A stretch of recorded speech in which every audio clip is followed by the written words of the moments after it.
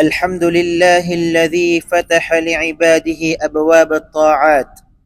ويسر لهم أنواع القربات، وأشهد أن لا إله إلا الله وحده لا شريك له رفيع الدرجات، وأشهد أن سيدنا محمدًا عبده ورسوله إلى البريات. اللهم صل وسلم وبارك عليه وعلى آله وصحبه وأتباعه ما لب الحجيج في المشاعر المقدسات. أما بعد، فأوصيكم عباد الله ونفسي بتقوى الله. قال جل في علاه: يا أيها الذين آمنوا اتقوا الله ولتنظر نفس ما قدمت لغد. عزیزان من، اصحاب ایمان، ہم ایسے ایام بابرکات سے گزر رہے ہیں جن میں اہل ایمان کے دل بے تابی سے خانہ خدا بیت اللہ الحرام کی طرف کھنچے چلے جاتے ہیں۔ یہ در حقیقت رب رحمان کے خلیل جناب حضرت ابراہیم علیہ السلام کی پکار کا جواب ہے، جن سے ان کے رب نے فرمایا: وَأَذِّن فِي النَّاسِ بِالْحَجِّ، اور لوگوں میں حج کا اعلان کر دو تاکہ وہ لوگ اس گھر کا حج کرے۔ من استطاع الیہ سبیلا، جو اس تک پہنچنے کی استطاعت رکھتے ہو۔ لہذا حج بیت اللہ صرف اسی پر فرض ہے جو اس کی استطاعت رکھتا ہو، جس کے پاس حج کی تمام شرائط پوری ہو، یعنی جو جسمانی طور پر تندرست ہو، مالی اعتبار سے مستحکم ہو اور تمام ضروری اجازت نامے اور قانونی اقدامات مکمل کر سکتا ہو، اور جس شخص میں ان شرائط پر پورا اترنے کی اہلیت نہ ہو تو وہ معذور ہے۔ البتہ اس کی سچی نیت پر اسے اجر ضرور ملے گا، اور گویا کہ وہ حجاج کرام اور تلبیہ پڑھنے والوں کے ساتھ شریک ہے۔ اور کیسے نہ ہو، جبکہ ہمارے نبی صلی اللہ علیہ وسلم نے فرمایا: ان بالمدینۃ اقواما ما سرتم مسیرا ولا قطعتم وادیا الا كانوا معکم حبسهم العذر۔ مدینے میں بہت سے ایسے لوگ ہیں کہ جہاں بھی تم چلے اور جس وادی کو بھی تم نے طے کیا تو وہ اپنے دل سے تمہارے ساتھ ساتھ تھے، انہیں عذر نے روک رکھا تھا۔ اور میرے وہ بھائی جنہیں زندگی میں ایک مرتبہ حج بیت اللہ کی سعادت نصیب ہو چکی، وہ یاد رکھیں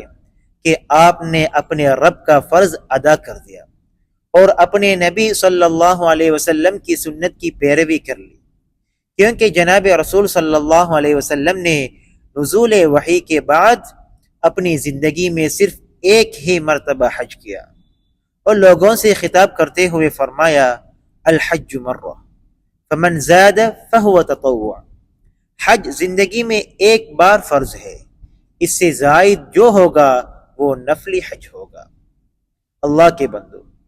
انسان کی فقہ و بصیرت کا یہ تقاضا نہیں کہ وہ بکثرت حج کو اپنا معمول بنا لے۔ حسن بصری رحمہ اللہ فرماتے ہیں: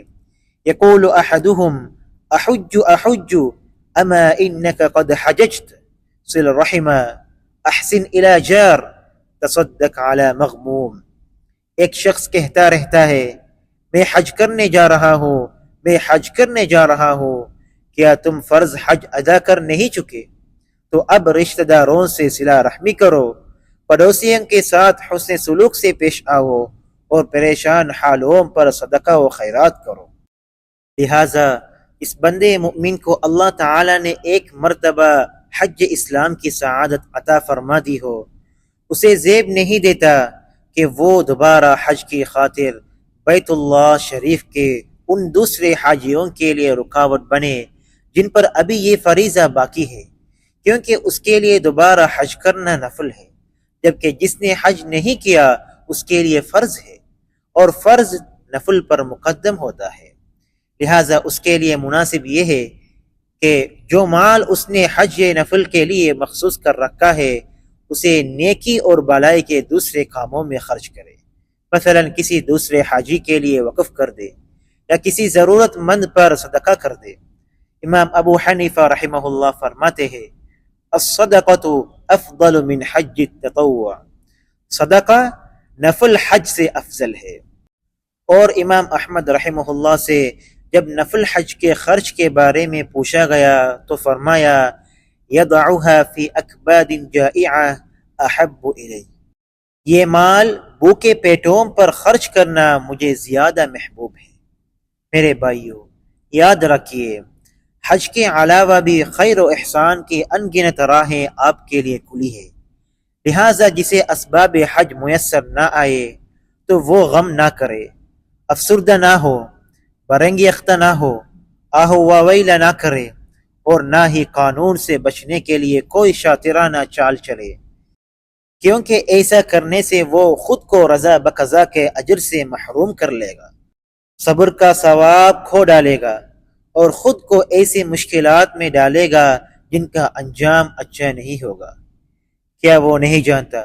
کہ قانونی نظم و ضبط کی پاسداری بجا لانا، مروجہ قوانین کی پابندی کرنا، اور ان لوگوں کو موقع فراہم کرنا جو ابھی تک اس فریضے سے محروم ہے، نیکی کے عظیم دروازے ہیں اور خیر و احسان کی بہترین صورتیں ہیں۔ وہ ان اعمال سے کہاں غفلت کا شکار ہے جو وہ اپنے ملک میں رہ کر بھی انجام دے سکتا ہے، جو کہ اجر و ثواب میں حج کے برابر ہے۔ انہیں اعمال میں سے وہ عمل ہے جس کے بارے میں ہمارے نبی کریم صاحب خلق عظیم صلی اللہ علیہ وسلم نے فرمایا من صلی الغداة فی جماعہ ثم قعد يذكر الله حتى تطلع الشمس ثم صلى ركعتين كانت له كأجر حجة وعمرة تامة اس نے نماز فجر جماعت سے پڑھی، پھر بیٹھ کر اللہ کا ذکر کرتا رہا یہاں تک کہ سورج نکل گیا، پھر اس نے 2 رکعتیں پڑھی تو اسے ایک حج اور ایک عمرے کا ثواب ملے گا، پورا پورا پورا، یعنی حج و عمرے کا پورا ثواب۔ یا ایہا الذین آمنوا اطیعوا اللہ واطیعوا الرسول واولی الامر منکم اقول قولی هذا واستغفر اللہ لی ولکم۔ الحمد للہ حق حمدہ والصلاة والسلام علی من لا نبی من بعدہ اما بعد۔ سامعین کرام، اصحاب ایمان، یہ ذی الحجہ کے پہلے عشرے کی بابرکات ساعات ہے جو اپنی رحمتوں کا سایہ ہم پر دراز کیے ہوئے ہے۔ رب کعبہ کی قسم، یہ ایام رب تعالیٰ کے نزدیک عظیم ترین ایام ہے۔ کیا آپ نے اپنے نبی حبیب مصطفیٰ جناب رسول صلی اللہ علیہ وسلم کا یہ ارشاد نہیں سنا افضل ایام الدنیا ایام العشر، دنیا کے افضل ترین دن عشر ذی الحجہ کے دن ہے۔ تو میرے بھائیو، اللہ کی کتنی عظیم رحمت ہے ہم پر، اور ہم پر کتنا اس کا احسان و کرم ہے کہ اس نے ان دنوں میں ہمارے لیے ایسے اعمال مشروع فرمائے جو حج بیت اللہ کرنے والوں کے اعمال کے مشابہ ہے۔ اگر حجاج کرام یوم عرفہ کو میدان عرفات میں وقوف کرتے ہیں، رب کریم سے اس کی رحمتوں کی برسات مانگتے ہیں، مغفرتوں کے پروانے طلب کرتے ہیں، تو ہم بھی اسی دن روزہ رکھ کر اپنے رب سے گناہوں کی معافی اور خطاؤں کے ازالے کی امید رکھتے ہیں۔ کیا آپ نے نبی کریم صلی اللہ علیہ وسلم کا یہ فرمان نہیں سنا صیام یوم عرفہ یکفر السنة الماضیة والباقیہ، یوم عرفہ کا روزہ گزشتہ اور آئندہ سال کے گناہوں کا کفارہ بن جاتا ہے۔ اسی طرح اگر حجاج کرام اس دن رب تعالیٰ کے حضور سوز و گداز سے گڑگڑاتے ہوئے دعائیں مانگتے ہیں، تلبیہ پڑھتے ہیں، تو ہمیں بھی چاہیے کہ اس دن رب کریم کے حضور عاجزی و لجاجت سے دست سوال بلند کریں۔ کیا آپ تک نبی کریم صلی اللہ علیہ وسلم کا یہ فرمان نہیں پہنچا افضل الدعاء دعاء یوم عرفہ، افضل ترین دعا یوم عرفہ کی دعا ہے۔ پھر جب عید کا دن آتا ہے اور حجاج کرام قربانی کے جانور ذبح کرتے ہیں تو ہم بھی قربانی کے جانور ذبح کر کے قرب الہی حاصل کر سکتے ہیں، اور پھر ہم نبی کریم صلی اللہ علیہ وسلم کے فرمان کی پیروی کرتے ہوئے ایام تشریق کو کھانے پینے اور اللہ کے ذکر کے ایام بنا لیتے ہیں، جیسا کہ رسول صلی اللہ علیہ وسلم نے فرمایا ایام اکل و شرب و ذکر للہ عز وجل،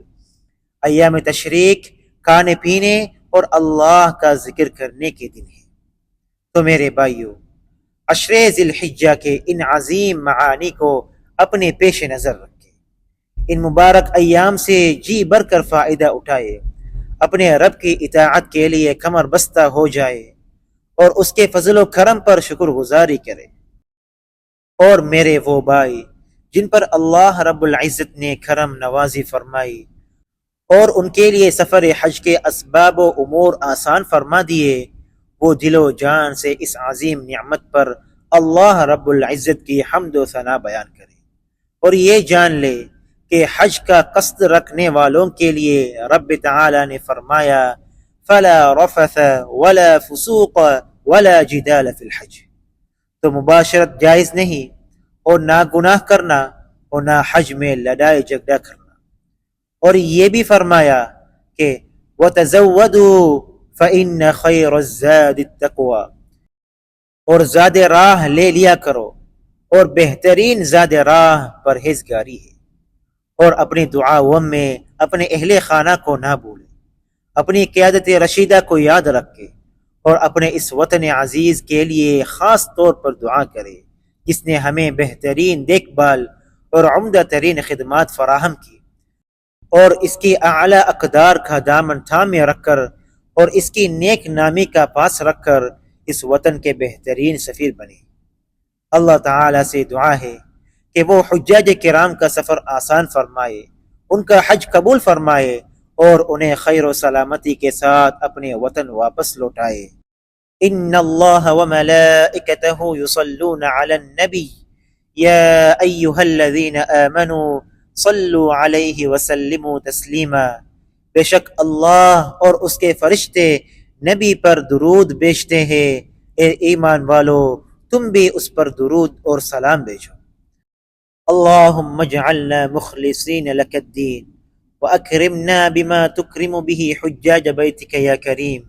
من المغفرة والثواب العظيم، ووفقنا اللهم لاغتنام العشر واكتب لنا فيها المغفرة والأجر۔